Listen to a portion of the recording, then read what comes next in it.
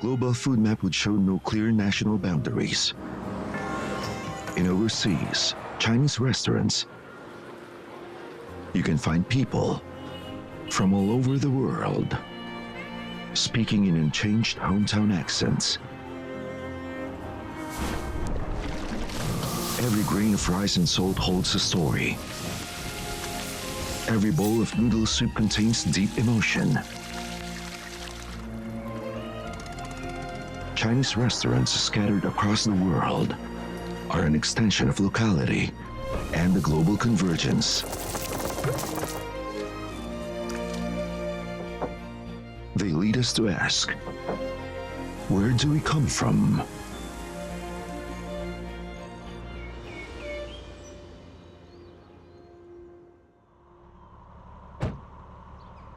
Friends, today I face a big decision. This is a French market setup scene.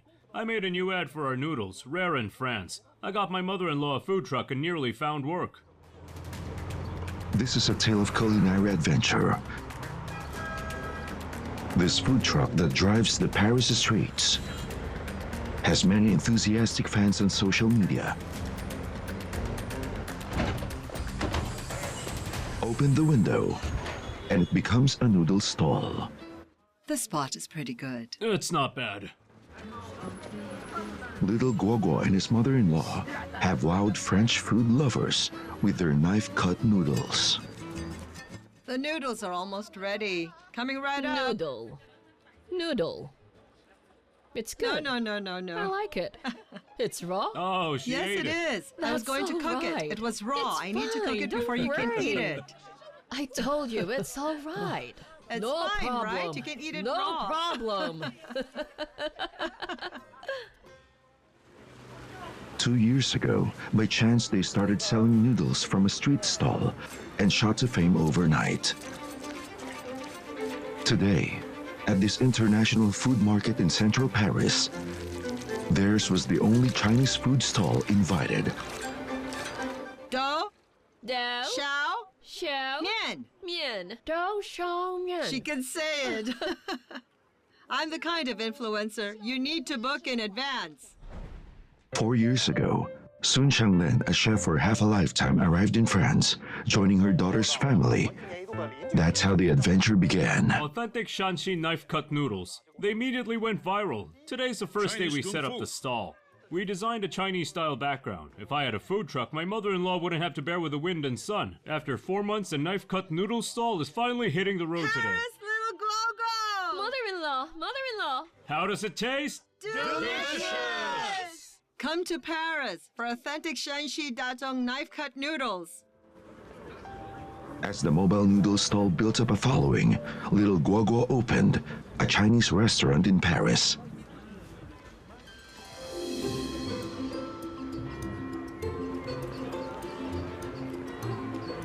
The restaurant's design kept the iconic color scheme and style of the food cart. With the help from social media, the customers keep coming. After you open a restaurant, you've officially entered the food industry. When customers walk in, what's their first impression of you? Their first reaction shapes how they see you. But a sharp-eyed mother-in-law already knew what turns curious visitors into happy and loyal customers. Opportunities are for those who are prepared. If you're not prepared, you just might miss an opportunity, right? The Seine River Basin where Paris lies is one of Europe's key wheat-producing regions. Hand-pulled noodles are very popular in this area. Pulled noodles like these have a touch of artistry to them. People here don't just appreciate it, they respect it. With so many experts around, what's little Guoguo and his mother-in-law's secret to success? They tested flour after flour before settling on T45 usually used for pastries. This flour isn't as strong as the high gluten flour used in China, but it has a delicate texture. After 3 rounds of kneading and resting, under the careful craft of Chinese skill, it acquires a gentle resilience. Sun Xiangwen's hometown, Datong Shanxi, is one of the birthplaces of knife-cut noodles. Sun cut noodles at the local railway canteen for half a lifetime. She once served 300 to 400 bowls in a single meal. As force is applied to the curved blade, it flashes like water, and noodles fly like willow leaves. The richly aromatic sauce covers the fresh noodles. Shaped by a lifetime of practice, these knife-cut noodles bring a long-lost flavor back to the streets of Paris.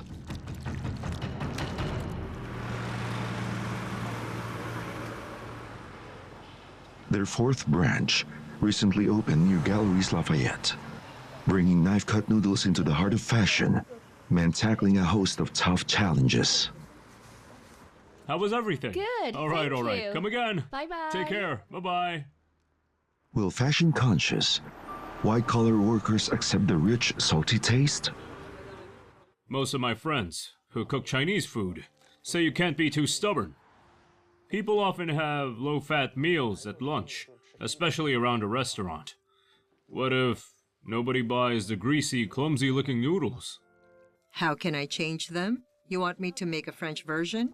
Change salty to sweet? I said, what on earth is that? Makes no sense, right? 3 parts noodle, 7 parts broth. The star of the sauce is the minced pork. Hello, boss. Hello. Hello. I ordered 5 pieces of pork. This meat is pretty good. Okay. Very fresh. Thank you so much. Thank you. Goodbye. Goodbye. Come over and have some noodles. French pork tends to have a strong flavor, so they purchase more expensive Belgian pork. The rich flavors of home only comes through with a generous pour of the hard-to-find aged Shanxi vinegar. The vinegar removes the meaty odor and enhances the flavor. My thumbs here, that's about how much it needs to be added. The seasoned oil that stir-fries the minced meat is the key to the broth's flavor. Cassia bark, star anise, and Sichuan pepper release their aromas in the canola oil with a touch of chicken fat. The dried chive blossoms used by Datong locals are Sun's secret weapon. Some say they're as rare as French truffles. In the hot oil, their unique aroma seeps out, anchoring the dish with their magic. This is the flavor of mother-in-law's craft. No matter how good it is, you can't please everyone. If 2 of every 10 people love your food, then that's enough. My mom taught us one thing. We don't innovate. If something's existed for centuries, something to make it better would have been found long ago. If your signature dish is well made, then regular customers will keep coming back. That's when you know you've got it. Mother-in-law's kung fu and little Guoguo's culinary creations have allowed this Chinese family to thrive on the bustling streets of a foreign land. A traditional craft changes from an internet trend to a quiet perseverance. And in San Francisco, thousands of miles away, Chinese restaurants have long since taken root. How to adapt to local customs and flourish is a question faced by every generation.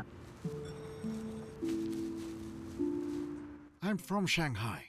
In the 1980s, after arriving in the United States, I just wanted to make something with ingredients from Shanghai. And the result? Not a single customer for a week. San Francisco's Chinatown is a kilometer long, with 16 blocks and more than 100,000 residents. This was once the gateway for Chinese people to enter American society. When Peter Fang arrived here, Chinese cuisine had already endured a tumultuous century. Send me 2 or 3 boxes. Same price as before. We Yes, go way I know, back, I don't know. we? I appreciate it. Hello. Old immigrants from Guangdong were already here.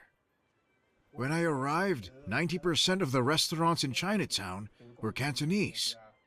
I was making my own food for my own people. So what could I do? I had to tweak it a little. There was indeed room to tweak. Often Americanized Chinese food is most attractive to Western diners.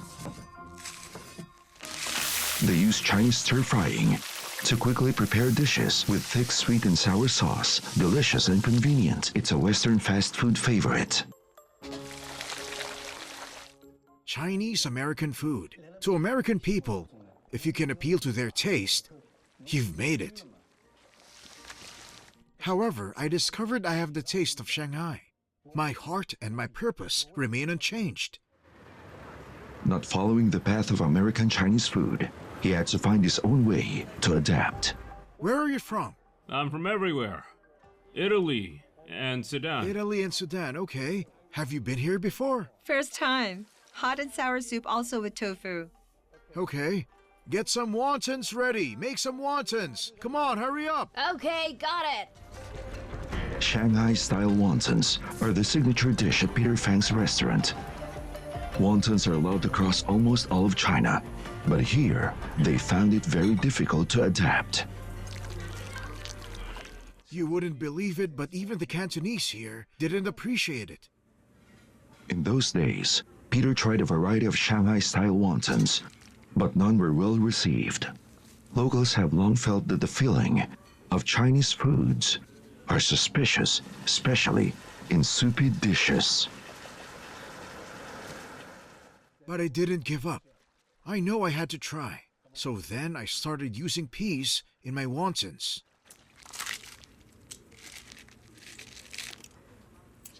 Ingenuity starts with the filling. American green peas are a local favorite.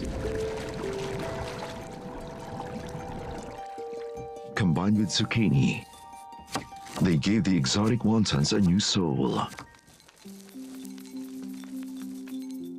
Peter controls heat with precision, achieving the perfect balance between fresh and cooked. The sweetness of green peas complements the crispy tenderness of zucchinis.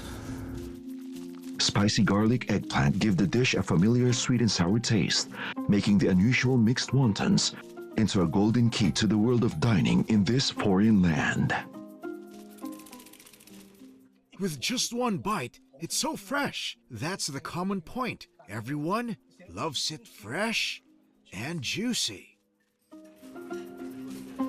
Peter has always strived for a balance between foreign palates and hometown flavors, but his daughter has no such concerns. Kathy was born and raised in the United States.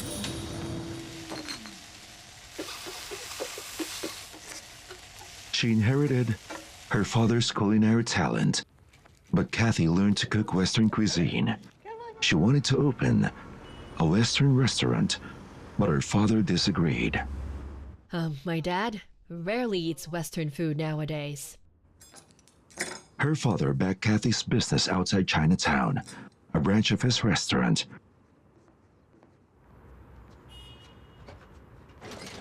If we say the flavors of Chinatown are like a museum that locks its doors right on time, then the San Francisco Bay Area is an arena of global cuisines. Indeed, Kathy inherited her father's spirit of exploration, inventing new dishes the students surpassed the master.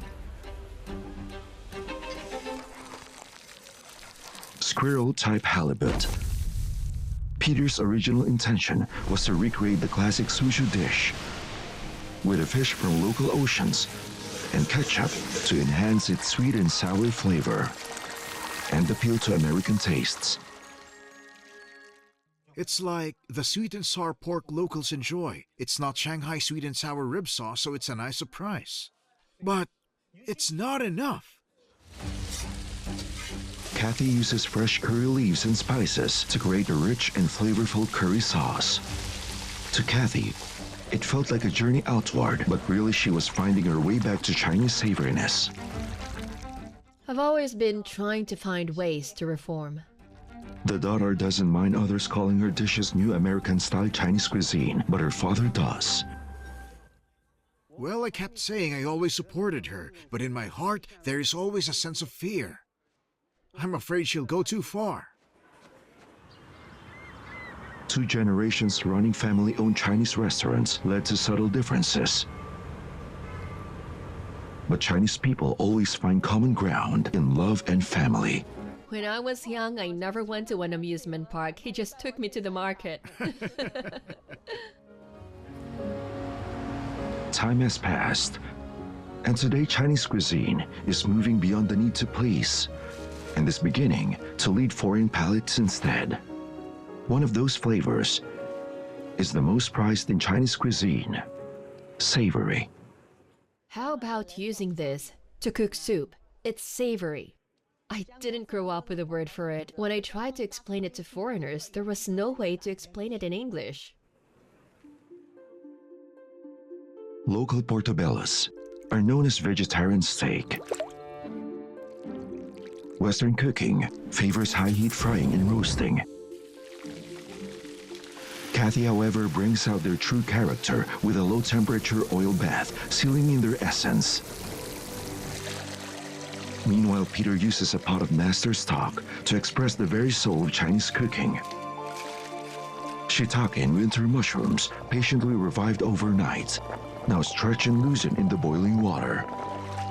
Pour over the broth, top with Job's tears, and it's distinctly Chinese. So this dish was her creation, and it is very good.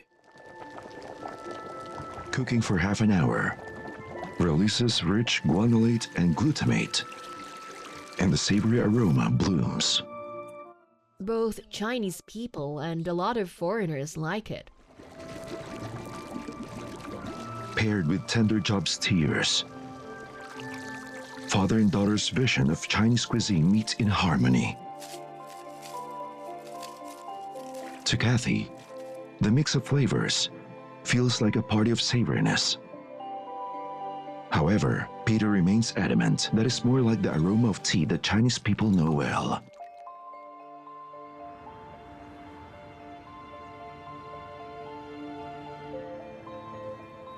If Chinatown is a testing ground for Chinese cuisine, then nestled in the Andes lies a world of wonder where Chinese food blossoms with exotic flowers.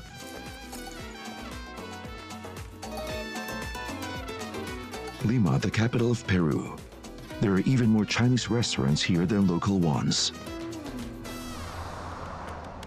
Chifa is a transliteration of the Cantonese word for eating. These chifa signs are scattered throughout the streets and alleys. Not only do they show the popularity of Chinese cuisine, they also reflect the Chinese people's profound impact on Peruvian culinary culture.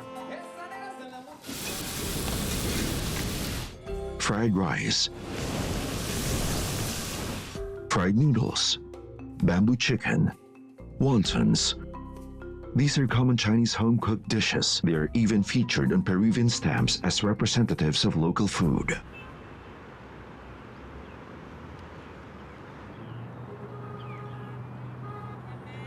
Peru is the birthplace of the potato. How did this potato-loving South American nation end up with such a taste for Chinese food? Jose is a third-generation Cantonese immigrant. A little over 100 years ago, immigrants from Guangdong flocked to Peru. Today, 1 of every 10 Peruvians is of Chinese descent. Jose's grandfather was a pioneer who introduced rice varieties from China and improved agricultural conditions. Jose inherited his grandfather's rice fields and farming experience. You can plant 1,000 meters a day, right? Yes, 1,000 meters a day. Pacasmayo is located in northwestern Peru. Despite being on the coast, annual rainfall is only around 20 millimeters. Clever Chinese migrants harness the fog from the Peru currents to create a method of collecting water.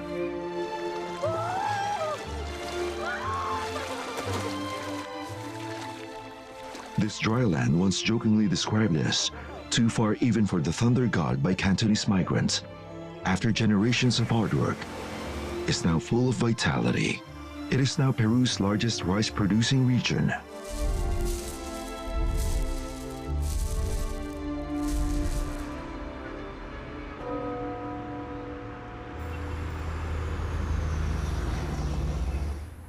Luis hails from a village in northwestern Peru known for its rice production, but has been living in Lima for over 10 years.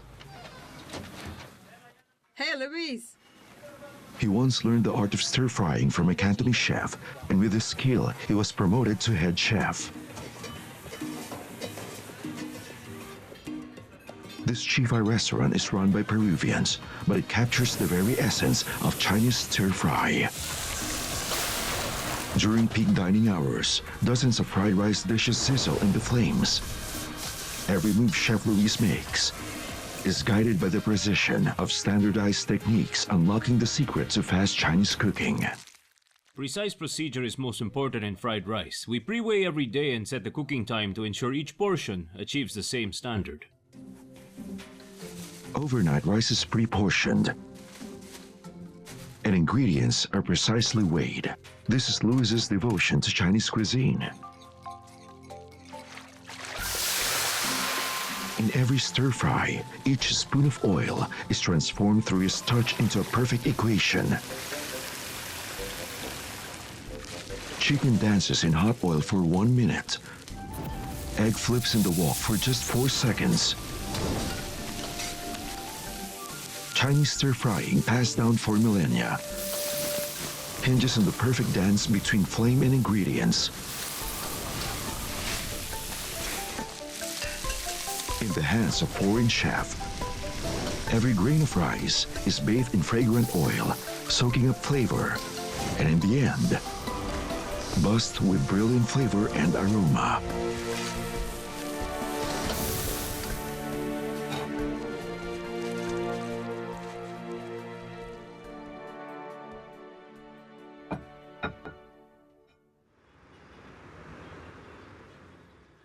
If I hadn't found Chinese cuisine and learned its craft, I could never have made a life in Lima or supported my family.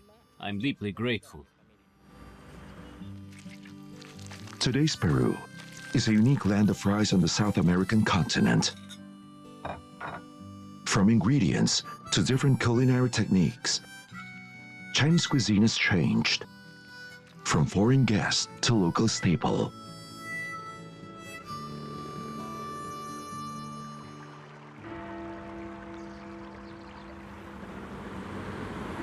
The way of Chinese cuisine lies in blending 100 flavors into one delicate, harmonious symphony.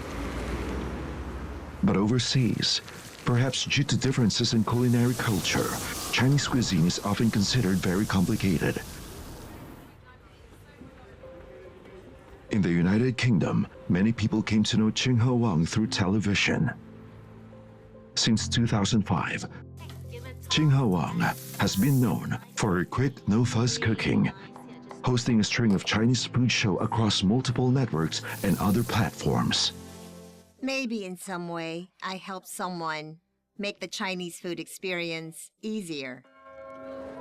Ladies and gentlemen!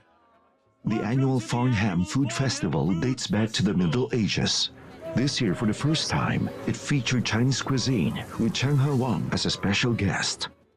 So this lady, in case you don't know... Who here watches a lot of cooking television shows, that kind of thing? Anyone? Anyone here watches cooking shows? Have you watched my show in the kitchen? Yay! Today, she's making stir-fried beef noodles. Actually, I've got literally all the ingredients and everything prepped. Have you robbed a supermarket? I did. I did a whole shop, right, just for you guys. Though there are many people watching, Ching Ho Wang breaks down the steps in detail, doing her best to teach everyone. Okay, now it's a classic stir-fry. It's something to do on the weekend or maybe a midweek supper if you've got the time. We're going to add in the beef. Let that sear on one side. Resist the temptation to move it. We're going to add in some garlic or ginger. British beef fillets meet Chinese noodles, brought together with a splash of oyster sauce. It's very quick. If Chinese... Its unique flavor once made stir-fried noodles the top-selling Chinese takeaway dish in the United Kingdom. Do you think they'll invite me back next year? I don't think there's any doubt, right? Okay, thank you. Thank you. The local dishes actually have very simple ingredients. So teaching them, you have to keep it simple. If it's difficult the first time, forget about a second time, you know? The British have a soft spot for Chinese food. In the 1950s, dozens of Chinese chefs were working in the UK. By the 1970s, their number had increased by a factor of 400. In the 1990s, when Qinghao Wang immigrated to the UK with her parents, Chinese cuisine was already very common. Just by looking at the windows of these restaurants, you can tell what foreigners are especially drawn to. Some Chinese dishes are quite popular, but the layered flavor of Chinese cooking make it too complex for most British home kitchens to manage. Hello, come on in. I brought some gifts for you. This wine is flavored with dried tangerine peel. You can use it in place of Shaoxing wine. This is good. I still have the skills. In the past 20 years, Brits have already taken to mala. Yusheng is now totally accepted. I should be learning from you. Actually, the British, they love those Chinese flavor combinations.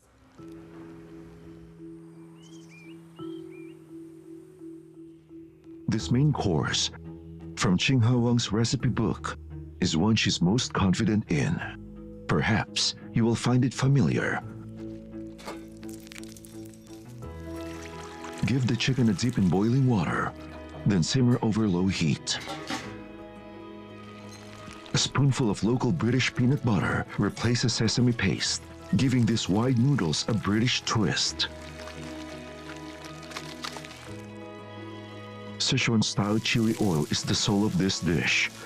A touch of sweetness, tang, and numbing spice show Qingha's understanding of British tastes. Artful British plating and Chinese seasoning bring warmth and elegance to the family table. I just hope people will love it and to share. That's what home cooking food is all about. So today I've got a special menu for you guys. Thanks to nearly 20 years of work by Qinghao Wang, the aroma of Chinese food has found its way into British home kitchens. Yay! Keep going! Come on! Oh my goodness, I lost my breath. Keep going! Cook a rice dish like this at home, congee. Simplification results in a more seamless fusion. Perhaps Qinghao Wang's Chinese cuisine isn't quite traditional, yet it quietly conveys a message. No matter where you are, home is the anchor and the pillar of every food memory.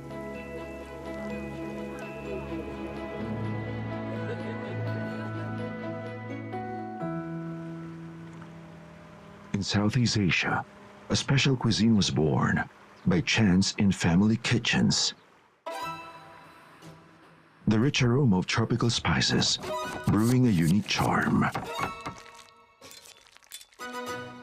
We usually keep it in the family.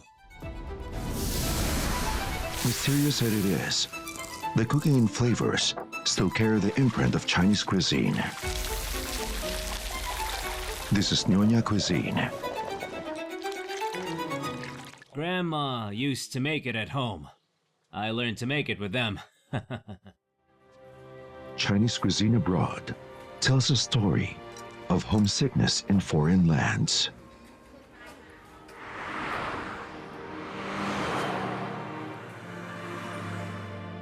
Nyonya means a female descendant of a male Chinese migrant and a local Malay woman. Inheriting the flavors of their ancestors, how did they blend Chinese culinary roots into the Southeast Asian table?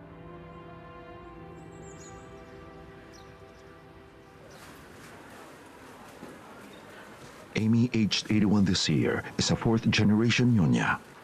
I was born in Malacca. I am a Fujianese Nyonya. A little bit of black pepper. Great, this is my bell pepper. Smile, everyone. If you don't smile, I'll get angry. Bye-bye. Have a great day. Thank you. The soul of Nyonya cuisine lingers in the subtle heat of Rempa spice paste. the brightness of chili, the richness of garlic, and the sweetness of shallots, bound by a generational secret spice blend, transform into a unique flavor in the wok. Every Nyonya carries an unwritten classic in her hands. In the sizzle of hot oil, she awakens the taste of family memory.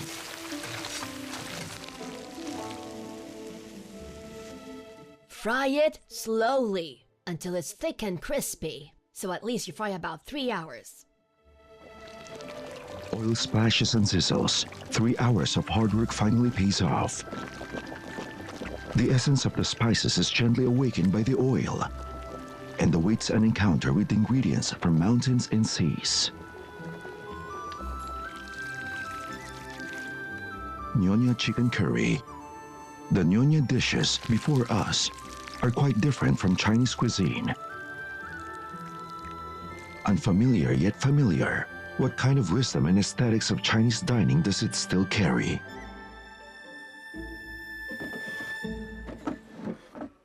Actually, it's a branch of Chinese cuisine.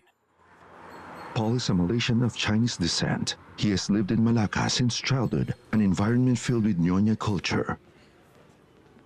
His restaurant highlights the Chinese elements in Nyonya cuisine.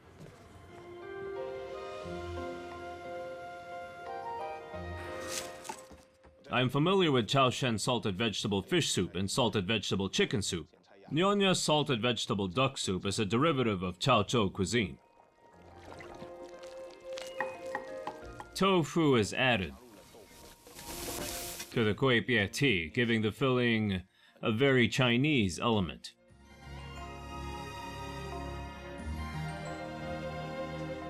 In fact, Nyonya cuisine has deep roots in Chinese cooking. The flavors remembered by our ancestors evolved and became a part of Nyonya cuisine. I hope to find a leading character. That's what's most important.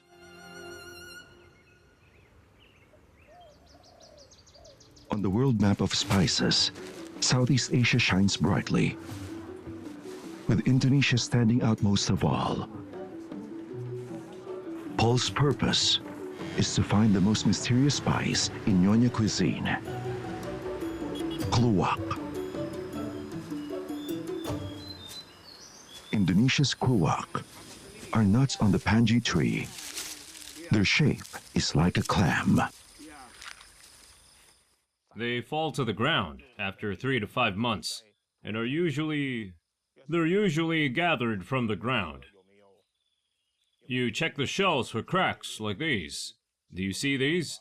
If water gets in, it won't become black. Then it'll be ruined. Kluwak are toxic. They detach from the branch when ripe, covered on the ground for 40 days. The white flesh slowly ferments and turns black. But at this stage, the kluwak are still toxic. They require special processing by experienced local craftspeople.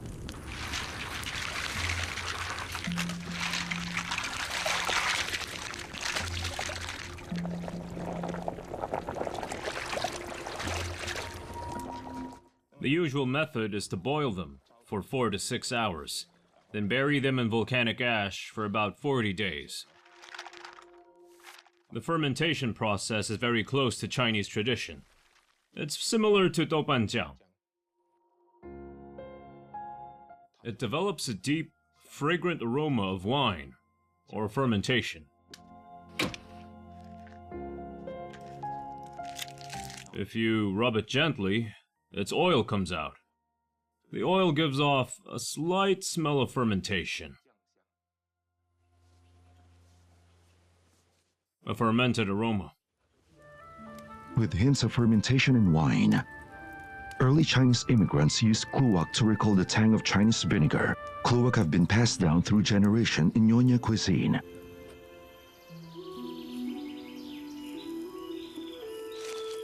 For Chef Lee Xiaoming, the special kluwak in Singapore's national parks are more than just ingredients. They're witness to the passage of time, giving Nyonya cuisine new life through the power of tradition.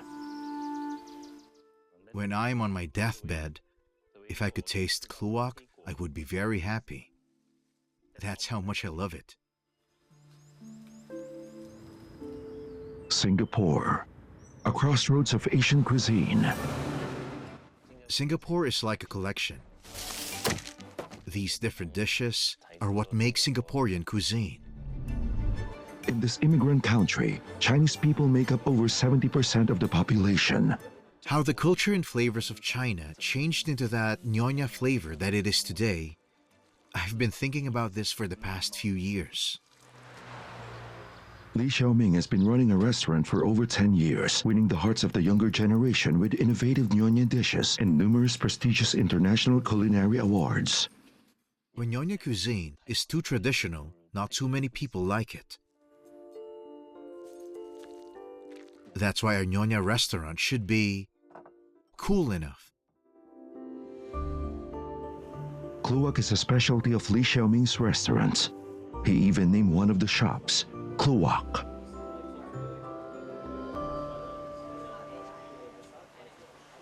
My mother is a Nyonya. My grandmother is also a Nyonya. I have eaten their cooking from childhood to adulthood.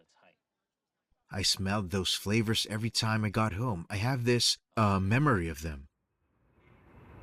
In today's kitchen, Li Xiaoming and his mother are making a famous Nyonya dish, Kluwak braised chicken. Traditionally, whole kluwak and rempa paste dance together, the richest spices balancing the slightly bitter nut. The bright red festive sauce is a beautiful chapter of a Nyonya banquet. Breaking through the bounds of tradition, Li Xiaoming discards the shell, saving just the flesh. What is traditional? How do you find that balance? The delicate Iberico pork collar, paired with a refined kluwak paste, makes the flavor more pure. After 1 hour, the aromas of fermented beans, rich sauces, and mushrooms meld with the pork's luscious fat. This culinary memory is a testament to Chinese ingenuity, like Nyonya roots that have spread through cultural soil, sprouting branches and leaves.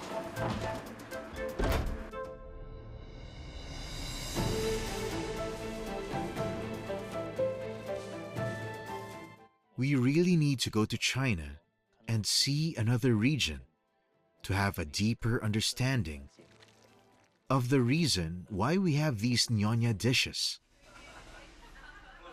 There is a sense of human warmth when you sit down to a Nyonya meal. It's like Nyonya families, a very similar feeling. My grandfather came from China. We want to understand what our core elements are. Tongues measures the land and sea, and taste buds carry memory. Generation after generation, Chinese people use their culinary skills to weave a vivid picture of life abroad. Ancient Chinese culinary wisdom is like an invisible bond, weaving roots and leaves, past and future, into the intricate textures of family heritage.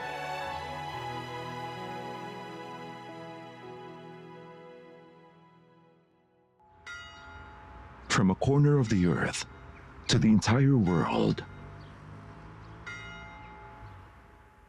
In Paris, Michelin-starred chef Adeline blends French finesse with Chinese depth impressively. In her hands, Chinese iron wok is filled with deep appreciation for Eastern cuisine. Inside this kitchen, two ancient food civilizations meet.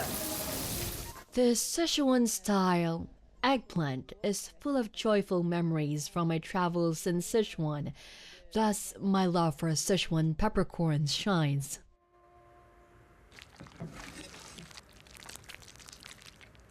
Bouillabaisse is a classic French dish born from one pot stew of mixed Mediterranean fish.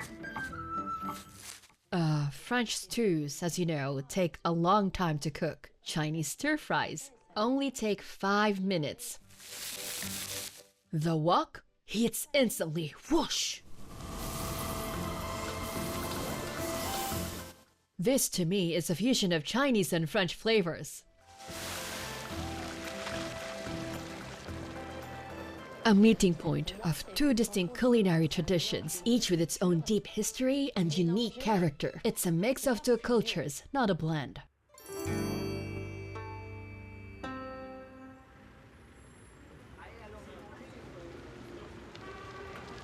The bond between Chinese and French cuisine is visible just a few steps away at a dim sum shop. Jiwa maintains the habits of the Chinese life. 15 years ago, Adeline lived in Hong Kong with Jiwa for several years, traveling across China and experiencing the subtleties of Chinese cuisine.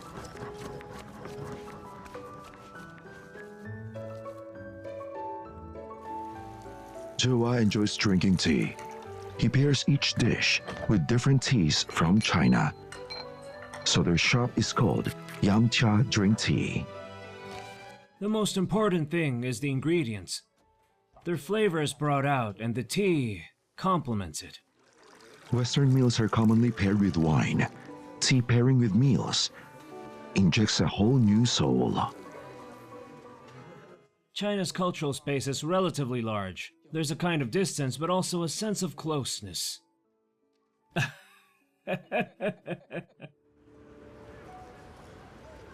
Chinese culture has influenced more than just the dishes. It shaped their philosophy of cooking. Tea house restaurants don't have menus. They go with the flow every day.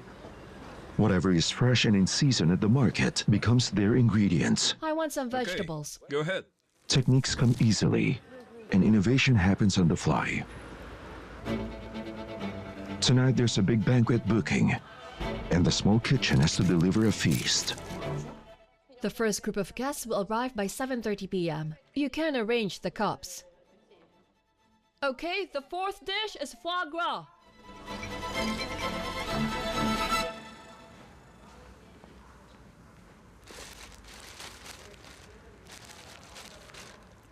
The star of tonight's dinner is foie gras. Adeline skillfully uses the bun steamer to give the foie gras a unique style. You see, at first, I made it in the traditional way, pan frying in a skillet, but later I switched to steaming. One day I was alone in the little restaurant, completely swamped. I thought, forget it, I'll just steam it.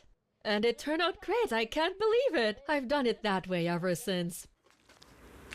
The essence of French cuisine lies in its sauces, and Adeline's innovations are truly eye-catching.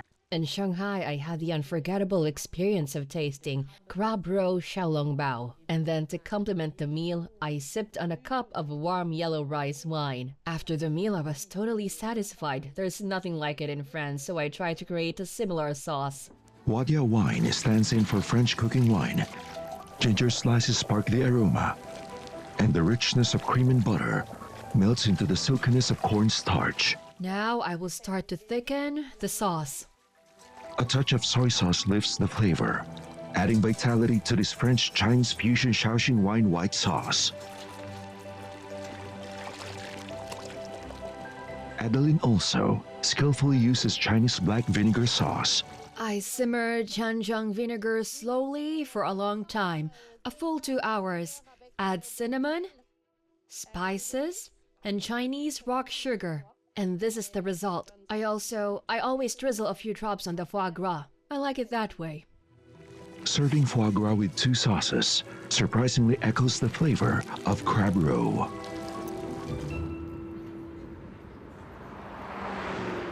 Paris at night has a romantic atmosphere. In Adeline's restaurant, food enthusiasts eagerly anticipate the creative dishes she prepares.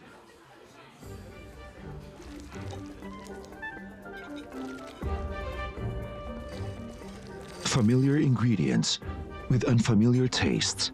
These novel flavors are from Adeline's memories of the East. Before each meal, Adeline proudly repeats, "The secret to deliciousness comes from China." This is the last plate. And this is the foie gras. This is the foie gras that is pan-fried and after steamed and then paired with mushrooms and a Shaoxing white wine sauce. There will be fish soup later, okay? The Tao of eating is more than just delighting the taste buds. It's also a cultural exchange. I consider myself incredibly fortunate to have met Jiwa. Through his accompaniment, I was introduced to a variety of Chinese cooking techniques. When cooking, I find myself constantly drawing inspiration from these techniques.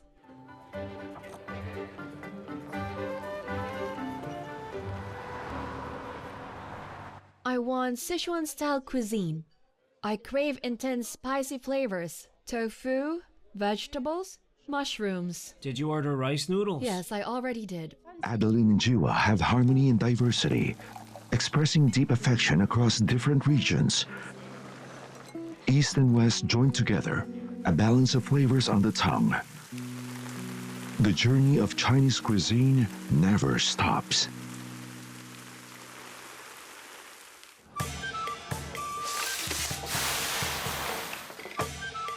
The beauty of harmony lies in unity.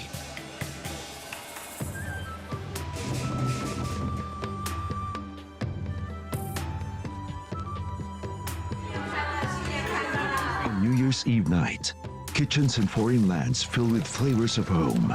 A heartfelt New Year's Eve meal is the warmest kind of reunion.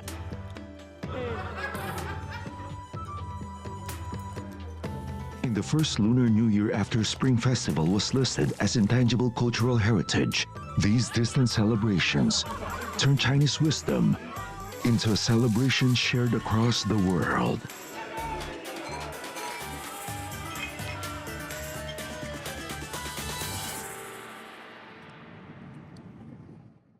Ladies and gentlemen, we will soon land at Beijing Capital International Airport.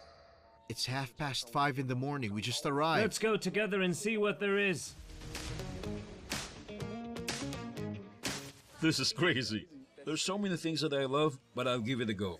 See there? They've been in operation since 1928. Today we are trying Chongqing. Can I have 3? Non-spicy. They start training to eat spicy as soon as they arrive. Ooh, hot, super spicy. You can't rush hot tofu. Oh my god. Really delicious. The nightlife in China is fantastic. There's lots of different stuff to try. Surprisingly, every day a new surprise in China. All right. I didn't expect that, really. Every place has its own unique food. These are quite unique seasonings and ingredients. Everything is different. How come we don't have this back home? Oh my! China is truly a fascinating country. Chinese people have their own way of expressing good wishes. Happy Chinese New Year!